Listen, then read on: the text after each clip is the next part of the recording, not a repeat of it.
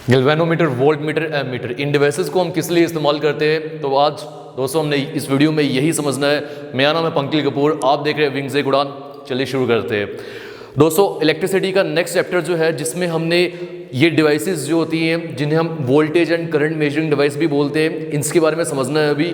और इसी के साथ हम देखेंगे कि कंडक्टर्स, इंसुलेटर्स, सेमी कंडक्टर्स ये क्या होते हैं। Then we will switch on to Ohm's law. Ohm's law के बाद हम देखेंगे resistance in series, resistance in parallel, इनका जो इक्विवेलेंट रेजिस्टेंस है वो क्या निकलता है। तो ये वो टॉपिक्स है जो हम इलेक्ट्रिसिटी में आज पढ़ने वाले हैं। इसी के साथ हमारा इलेक्ट्रिसिटी का चैप्टर जो है, जहां बात आती है जेकेएसएससी पंचायत अकाउंट असिस्टेंट के फिजिक्स पोर्शन की, वो कंप्लीट होता है। और एक मैंने आपको कल भी बताया था, इन्वेंटर्स एंड इन्वेंशंस, एक छोटा सा वीडियो आपको उसके लिए भी मिल जाएगा। और फिर आप जिसके लिए बहुत देर से इंतजार कर ही रहे हैं, मैंने बीच में वीडियो भी अपलोड की थी कंप्यूटर सेक्शन की, उसे हम कंटिन्यू करेंगे। लीजिए screenshot, then we will start.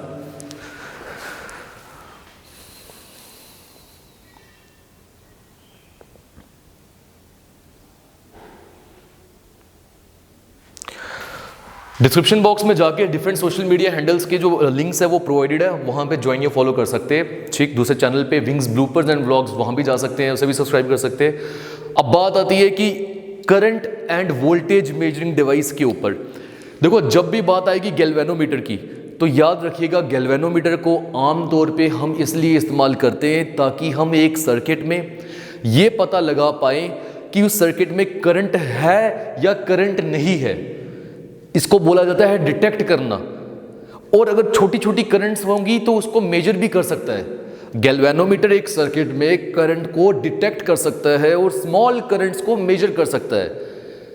This device is known as galvanometer. और कभी कभी वोल्टेज के लिए भी हम इसे इस्तेमाल कर सकते हैं। बट जब बात आती है प्योर एमीटर की, तो एमीटर एक ऐसी डिवाइस है या एक ऐसा इंस्ट्रूमेंट है जो कि करंट्स को मेजर करता है, चाहे वो छोटी करंट हो चाहे वो बड़ी करंट हो।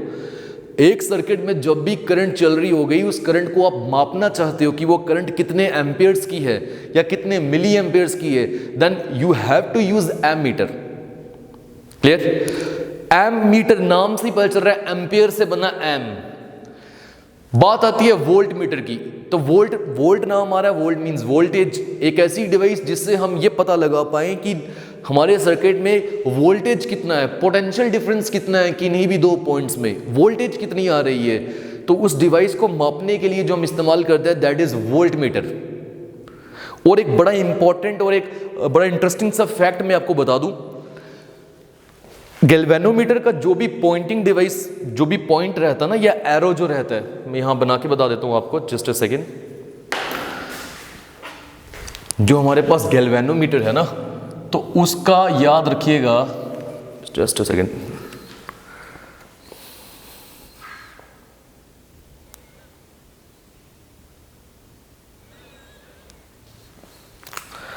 हाँ जी, तो मैंने आपको बताया जो हमारे पास गैल्वेनोमीटर है उसका जो एरो रहता है, तो वो एरो हमेशा सेंटर में होता है। समझ रहे हो आप? तो अगर करंट होगी, करंट एक डायरेक्शन में चल रही होगी, लेफ्ट जाएगा, करंट ऑपोजिट डायरेक्शन में चल रही होगी, ये राइट जाएगा। But on the other hand, आज पेन को क्या हो गया, जस्ट अ सेकेंड गाइस। अगर मैं बात करूं वोल्टेज या एमीटर की, तो उनका जो एरो होता है वो हमेशा जीरो पे होता है। यह बात समझ रहे हो? हालांकि ये पूछा नहीं जाता है एग्जाम में, बट फिर भी जो चीज़ें हमें मालूम होनी चाहिए वो हमें समझनी तो है ही ना। तो आई थिंक अभी आपको ये पॉइंट क्लियर हो चुका होगा। देखो यहाँ पे क्या लिखा है, current and voltage measuring devices, वही galvanometer, ammeter, volt meter. Galvanometer क्या है? एक ऐसी डिवाइस है जिसे हम यूज करते हैं डिटेक्शन के लिए। डिटेक्शन का मीनिंग क्या हो गया कि चेक करने के लिए कि करंट है या नहीं एक सर्किट में, और छोटी छोटी इलेक्ट्रिक करंट्स को ये मेजर भी कर लेता है, मैंने बताया अभी। एमीटर एक ऐसी डिवाइस है जिसे हम यूज करते हैं मेजर करने के लिए इलेक्ट्रिक करंट को एक सर्किट में कितनी करंट है वो मापने के लिए हम एमीटर का इस्तेमाल करते हैं। और वोल्ट मीटर के लिए मैंने बताया ये एक ऐसी डिवाइस है जो कि पोटेंशियल डिफरेंस या फिर वोल्टेज मेजर करती है एक सर्किट में। बात आती है कि एमीटर को एक सर्किट में अगर आपने लगाना है तो किस वे में लगाया जाएगा। देखो, हमें पता है कि हमें एक सर्किट में देखनी है करंट कितनी है, तो करंट अगर हमने सर्किट में देखनी है तो उसी करंट को हमें एमीटर में से गुजारना पड़ेगा, तो ही हमें पता चलेगा ना कि सर्किट में करंट कितनी है। इसलिए एमीटर को हमेशा सर्किट के साथ सीरीज में लगाया जाता है। एग्जाम्पल के तौर पे मैं बताता हूं आपको, क्या बना लेते हैं, मान लेते हैं ये पूरा हमारा सर्किट है, ठीक है, ये पूरा इलेक्ट्रिक सर्किट है, और एमीटर जब भी लगाया जाएगा इस सर्किट के साथ वो सीरीज में लगाया जाएगा। ये होता है सीरीज। अब सीरीज में क्यों लगाया जाएगा, मान लो करंट अगर यहां से एंटर कर रही है तो मैंने पहले एमीटर लगा दिया, यहां से कर रही है तब भी लगा सकते हो। तो सीरीज में क्यों लगाया गया, सीरीज में इसलिए लगाया गया ताकि जब करंट इसमें से गुजरेगी वही करंट इसमें से गुजरेगी ना, जो सर्किट से गुजर रही है वही एमीटर से गुजरेगी, और हमें पता चल जाएगा कि सर्किट में करंट कितनी है ऑन दी। और ये लिखा भी, ammeter is always connected in series in the circuit. बहुत इंपॉर्टेंट है, ये पूछा जाता है ऑब्जेक्टिव पॉइंट ऑफ व्यू से। और एक आइडियल एमीटर की रेजिस्टेंस कितनी होनी चाहिए खुद बताओ। देखो रेजिस्टेंस का मतलब होता है रुकावट, और एक एमीटर की अगर रुकावट जो है वो आप बढ़ा दोगे तो उसमें से तो करंट गुजर नहीं पाएगी। हमने तो करंट को गुजारना है, तभी तो पता चलेगा कि सर्किट में करंट कितनी है। इसलिए जब भी एमीटर होता है, मैं इसको एमीटर को आपकी सहूलियत के लिए यहां बना देता हूं, ये लीजिए। जब भी एक एमीटर है तो यहां से करंट गुजरेगी एमीटर से, फिर सर्किट में जाएगी ना। एमीटर की रेजिस्टेंस जीरो होनी चाहिए एक अच्छे एमीटर की, तभी अगर इसकी रेजिस्टेंस जीरो होगी तो सारी की सारी करंट एमीटर से गुजरेगी, सर्किट से गुजरेगी, और हमें पता चलेगा एमीटर के जरिए की करंट कितनी है हमारे सर्किट में। समझ रहे हो आप ये पॉइंट। और ऑन दी अदर हैंड अगर मैं वोल्ट मीटर की बात करूं तो वोल्ट मीटर के बारे में ये बताया जाता है कि वोल्ट मीटर को हमेशा सर्किट में पैरेलल में लगाया जाता है। और पैरेलल में क्यों लगाया जाता है, ये आप में से कई सारे स्टूडेंट्स जो है वो पहले से जानते होंगे कि वोल्टेज हमेशा पैरेलल में जो होती है वो सेम रहती है, ठीक है, वोल्टेज हमेशा पैरेलल में सेम रहती है। मैं आपको बता देता हूं, यहीं पे हम बना देते हैं, देखिए जस्ट अ सेकेंड।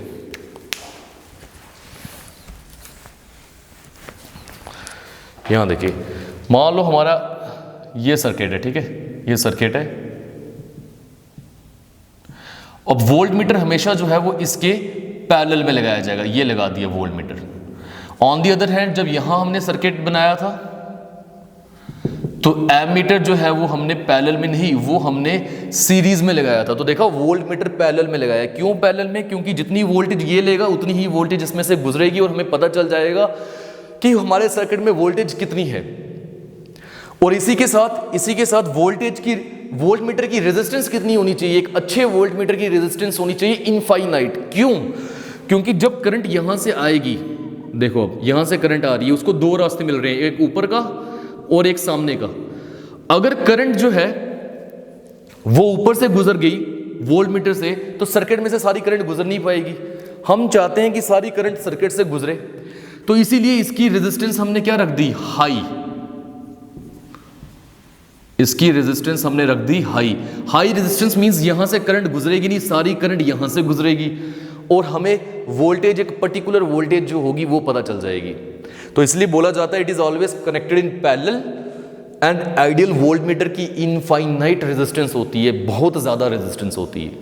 तो हमारे जो ये करंट मेजरिंग डिवाइस और वोल्टेज मेजरिंग डिवाइस है ये इसी के साथ होते हैं कंप्लीट। आई होप अब आपको ये समझ आ चुका होगा।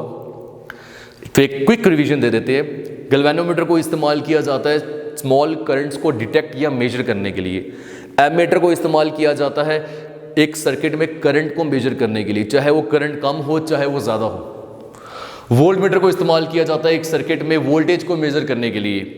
एमीटर को एक सर्किट में हमेशा सीरीज में लगाया जाता है। सीरीज में सिर्फ इसलिए लगाया जाता है क्योंकि जितनी करंट सर्किट से गुजरेगी उतनी ही करंट एमीटर से गुजरेगी, और हमें पता चल जाएगा सर्किट से करंट कितनी जा रही है। वोल्ट मीटर को पैरेलल में लगाया जाता है एक सर्किट में। क्यों, बिकॉज पैरेलल में लगाएंगे तो वोल्टेज पैरेलल में सेम होती है। और इसी के साथ एक आइडियल एमीटर की जो रेजिस्टेंस है वो जीरो रेजिस्टेंस होगी, तो ये रुकावट नहीं डालेगा करंट को, सारी करंट इसमें से गुजरेगी और हमें पता चलेगा करंट कितनी है सर्किट में। और एक आइडियल वोल्ट मीटर की वोल्टेज होनी चाहिए इनफाइनाइट। तो ये सब चीजें हमने पढ़ी। इसी के साथ आगे टॉपिक आता है, ऑल्दो ये 9-10 में सबने पढ़ा होता है, कंडक्टर्स क्या होते हैं, इंसुलेटर्स क्या होते हैं और सेमीकंडक्टर्स क्या होते हैं, फिर भी एक हम क्विक रिवीजन देते हैं इनको। हम सब ये जानते हैं कंडक्टर्स ऐसे मटेरियल्स है, नाम बता रहा है कंडक्टर्स। तो कंडक्टर्स ऐसे मटेरियल हैं जो कि इलेक्ट्रिसिटी या इलेक्ट्रिक करंट को अपने से गुजरने देते हैं, जिनमें से इलेक्ट्रॉन्स का फ्लो हो सकता है, करंट पास हो सकती है, वो हो गए कंडक्टर्स। जैसे कि वायर्स जिनसे हम करंट को पास करवाते हैं, आपको पता होना चाहिए उनके अंदर कॉपर, तांबे का इस्तेमाल होता है, तो copper is a good conductor of electricity. Similarly aluminium का भी यूज किया जा सकता है, सिल्वर, गोल्ड, इनका भी यूज किया जा सकता है। जितने मेटल्स होते हैं वो गुड कंडक्टर्स हैं। देखो लिखा भी है, कंडक्टर्स दो substances through which electricity can flow, वो सबस्टेंसेस जिनसे इलेक्ट्रिसिटी जो है वो फ्लो कर सकती है, उन्हें हम कंडक्टर्स बोलते हैं। मेटल्स जैसे सिल्वर, कॉपर, एल्युमिनियम, ये कंडक्टर्स है। और मेटल के जो एलॉयज बनाए जाते हैं, एलॉय का मीनिंग क्या हो गया, जो कि कॉम्बिनेशन होता है, मिक्सचर होता है मेटल्स का, वो एलॉय बनाता है। होमोजीनियस भी होता है, हेट्रोजीनियस भी होता है। तो एलॉय जो है कॉन्स्टेंटाइन या नाइक्रोम, ये भी आपके गुड कंडक्टर्स ऑफ इलेक्ट्रिसिटी है या कंडक्टर्स हैं। आई होप अभी समझ आया होगा, तभी आपने देखा है। अब आप में से कहीं को सवाल होगा कि सर हम जब भी बात करें, आपने बोला यहाँ पे सिल्वर और गोल्ड भी होता है, तो सिल्वर और गोल्ड को क्यों नहीं इस्तेमाल किया जाता वायर्स में? कैसे करेंगे? सिल्वर इतना महंगा है, गोल्ड इतना महंगा है कि अगर उनका इस्तेमाल वायर्स में करने शुरू हो गए तो देखेंगे आप कि मोहल्ले में वैसे ही बिजली की चोरी होती है, देखते ही हो ना, तो तारों की भी चोरी होने शुरू हो जाएंगी, फिर वायर्स भी चोरी होने शुरू हो जाएंगी, क्योंकि इनको पता है बीच में से गोल्ड निकलेगा। और आप यकीन मानोगे, हालांकि सिल्वर गोल्ड का यूज नहीं किया जाता वायर्स में, बट फिर भी वायर्स बहुत जगहों में देखा गया है चोरी होती भी है, क्योंकि जो उसके अंदर कॉपर का इस्तेमाल किया जाता है, तांबा दैट इज ऑल्सो, आप बोल सकते हो नॉट वेरी एक्सपेंसिव भी नहीं है, बहुत बड़ा एक्सपेंसिव भी नहीं है, बट उसका रेट बहुत कम भी नहीं है। ठीक है, एक आप बोल सकते हो आई थिंक 500 रुपीज़ पर के, एग्जैक्टली नहीं मुझे पता, बट जैसे लोहा जो है, आयरन जो है, ये 20 रुपये किलो बिकता है मार्केट में, तो तांबा जो है ये इसका रेट काफ़ी अच्छा है। तो इसलिए लोग चोरी करके और वो वायर्स को पिघला के, मैंने बहुत बार देखा है, बीच में से कॉपर को अलग करते हैं और फिर उसको बेचते हैं मार्केट में। और आपने देखा होगा जब वो नहीं आता है कबाड़ी वाला आता ना, जो रद्दी वाला आता है जो, और वो हमेशा बोलता है कोई वायर्स वगैरह है वो भी दे दो, और वो क्या करता है, उन वायर्स को जला के कॉपर को अलग करके और उनको भी बेचते हैं वो। समझ रहे हो आप ये पॉइंट? तो कंडक्टर्स क्या हो गया, आपको मालूम हो गया। फिर बात आती है कि इंसुलेटर्स जो हैं वो क्या है। देखो बिल्कुल ऑपोजिट टू कंडक्टर्स और इंसुलेटर्स, वो डिवाइसेस, वो मटेरियल्स जिनसे करंट का फ्लो नहीं होता, उन्हें हम इंसुलेटर्स बोलते हैं। जैसे वुड, लकड़ी, तभी तो बोला जाता है कि किसी को करंट पड़ रही हो, अगर उसको बचाना है जल्दी से लकड़ी के साथ उसको पीछे करो, क्योंकि लकड़ी से करंट फ्लो नहीं होती, आपको भी नहीं लगेगी करंट और उससे भी नहीं लगेगी फिर। ठीक है, तो वो सबस्टेंसेस जिनसे इलेक्ट्रिसिटी पास नहीं करती है उन्हें हम इंसुलेटर्स बोलते हैं। ग्लास, पेपर, वुड, ये सब इंसुलेटर्स हैं। सही है। बात आती है व्हाट आर सेमीकंडक्टर्स। तो देखो नाम बता रहा है सेमी का मतलब हो गया आधा अधूरा। तो वो मटेरियल्स जिनकी कंडक्टिविटी पावर जो है वो कंडक्टर्स और इंसुलेटर्स के बीच में लाई करती है, उन्हें सेमीकंडक्टर्स बोला जाता है। आपको इतना याद रखना है। क्या याद रखना है? वो मटेरियल्स जिनकी कंडक्टिंग प्रॉपर्टीज जो है वो कंडक्टर्स और इंसुलेटर्स के बीच में लाई करती है, उन्हें सेमीकंडक्टर्स बोला जाता है। क्लास 12th में सेमीकंडक्टर्स एक पूरा चैप्टर भी है, डिटेल में सेमीकंडक्टर्स पढ़ाया जाता है वहां पे। अब मैं आपको समझाता हूं। ये इंसुलेटर्स की तरह भी काम करता है और ये सेमीकंडक्टर्स जो हैं ये कंडक्टर्स की तरह भी काम करता है। ठीक है, देखो सेमीकंडक्टर्स की जो कंडक्टिविटी है ऑब्वियसली कंडक्टर से तो कम होगी, इसलिए सेमीकंडक्टर्स की कंडक्टिविटी को बढ़ाने के लिए इनमें की जाती है डोपिंग। पढ़ा है क्लास 12th में फिजिक्स जिसने भी रखा था। डोपिंग क्या होती है? Addition of a foreign impurity inside our body. देखा नहीं है, डोप टेस्ट होता है एथलीट्स का और उनको नाडा, नेशनल एंटी डोपिंग एजेंसी, या वाडा, वर्ल्ड एंटी डोपिंग एजेंसी के द्वारा प्रतिबंध लगा दिया जाता है, बैन कर दिया जाता है, क्योंकि उन्होंने एडिशनल इंप्योरिटी लगाई है, कुछ स्टेरॉइड्स लिए हैं, कुछ ऐसे इंजेक्शंस लगाए हैं जिससे उनकी बॉडी की क्षमता बढ़ जाती है और वो बाकियों से ज़्यादा काम कर पाते हैं। बट वो गलत है। ऐसा हो तो कोई भी इंसान इंजेक्शन लगवा के तो फिर मैचेस जीतने शुरू हो जाए। तो इसलिए ये चीज़ के ऊपर बैन लगाया गया होता है। और मैं आपको एक बात बताता हूँ, हमारा एक क्रिकेटर था, I think Prithvi Shah, Indian cricketer जो IPL से फेमस हुआ है, उसके ऊपर भी डोपिंग टेस्ट के ऊपर कुछ वायलेशंस हुई थी। आई थिंक उन्हें भी 7-8 महीने के लिए बैन किया गया था। तो यहाँ पर क्या होता है, सेमीकंडक्टर्स ऐसे 2 टाइप के होते हैं। यहाँ तक अगर आपको समझ आ गया ना, सेमीकंडक्टर्स कंप्लीट है, बट एक अपनी नॉलेज के लिए मैं समझा रहा हूँ, आपकी नॉलेज के लिए। 2 टाइप के होते हैं, इंट्रिंसिक और एक्सट्रिंसिक। इंट्रिंसिक सेमीकंडक्टर्स को बोला जाता है प्योर सेमीकंडक्टर्स। प्योर मतलब इनके साथ कोई छेड़खानी नहीं की जाती, बट इनके साथ जो सेमीकंडक्टर्स अगर आप छेड़खानी करोगे तो वो बन जाएंगे इम्प्योर सेमीकंडक्टर्स, और इम्प्योर सेमीकंडक्टर्स को बोला जाता है एक्सट्रिंसिक सेमीकंडक्टर्स। 2 टाइप के एक्सट्रिंसिक सेमीकंडक्टर्स होते हैं, P टाइप सेमीकंडक्टर्स और N type semiconductors. P means positive, N means negative. अब ये क्यों होते हैं, ये क्लास 12th का टॉपिक, आपको बस इतना समझना था, मैंने फिर भी ये एडिशनल में समझाया ताकि थोड़ा सा आप ब्रशअप करो अपनी नॉलेज को। रिवीजन देते हैं अभी तक जो हमने पढ़ा इसमें। कंडक्टर्स वो डिवाइसेस या मटेरियल्स है जिनके जरिए करंट पास हो सकती है, जैसे कि सिल्वर, कॉपर, एल्यूमिनियम। फिर इंसुलेटर्स ऐसे मटेरियल्स जिनके जरिए करंट जो है वो पास नहीं हो सकती, ठीक है, जैसे कि बात की जाए वुड, पेपर, ग्लास। और सेमीकंडक्टर्स ऐसे डिवाइसेस है जिनकी कंडक्टिंग प्रॉपर्टीज इंसुलेटर्स और कंडक्टर्स के बीच में लाई करते हैं। ये कंडक्ट कर भी सकते हैं और नहीं भी कर सकते, और करेंगे तो इनकी कनेक्टिविटी कम होगी कंडक्टर्स से। 2 टाइप के सेमीकंडक्टर्स होते हैं, इंट्रिंसिक, एक्सट्रिंसिक। इंट्रिंसिक का मतलब प्योर सेमीकंडक्टर्स, एक्सट्रिंसिक का मीनिंग हो गया इम्प्योर सेमीकंडक्टर्स। एक्सट्रिंसिक 2 टाइप के होते हैं, N type semiconductors, P type semiconductors. ये डिपेंड करता है आप डोपिंग जब कर रहे हो, फॉरेन इम्प्योरिटी जब डाल रहे हो, इनकी क्षमता को बढ़ाने के लिए, इनकी कनेक्टिविटी को बढ़ाने के लिए, तो वो फॉरेन इम्प्योरिटी का कैटेगरी क्या है वो उस पर डिपेंड करता है, ये N टाइप बनेगा या P टाइप बनेगा, जिस पे आपको जाने की जरूरत नहीं है। लास्ट पे आते हैं ओम्स लॉ। देखो शॉर्ट में आपको ये समझना है ओम्स लॉ क्या हो गया, कि जितनी ज्यादा वोल्टेज होगी, जितनी ज्यादा वोल्टेज हम लाएंगे उतनी ज्यादा करंट हमें मिलेगी। ऑब्वियसली हमें पता है कि अगर हम हाई वोल्टेज वाली बैटरी लाते हैं मार्केट से, तो जो करंट भी हमें वो देगा वो ज्यादा देगा, ठीक है। इसी को क्या बोला जाता है, इसी को हम बोलते हैं V is directly proportional to I। Proportionality के साइन को हटाएंगे तो V इक्वल्स टू RI बन जाता है, वेयर R इज रेजिस्टेंस, जो हम पढ़ चुके हैं। तो देख लो एट कांस्टेंट टेम्परेचर करंट जो फ्लो करेगी कंडक्टर से वो प्रोपोर्शनल होगी पोटेंशियल डिफरेंस के, मींस जितनी ज्यादा वोल्टेज उतना ज्यादा करंट। आपको V इक्वल्स टू IR इसमें याद रखना है।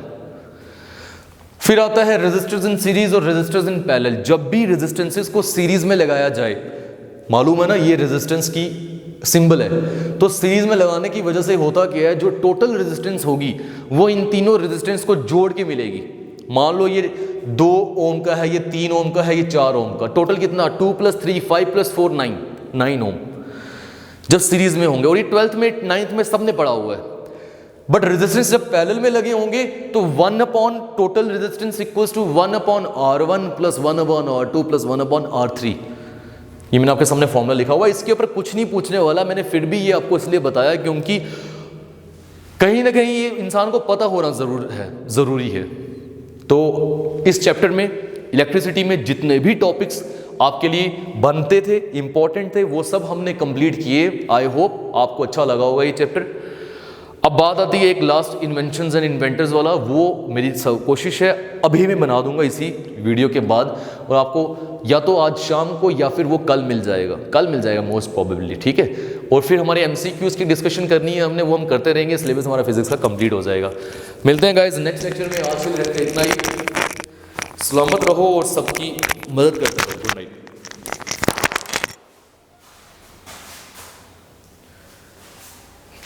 गुड नाइट की गुड मॉर्निंग मैं सुबह बता रहा हूँ, मुंह से निकल गया गलती से।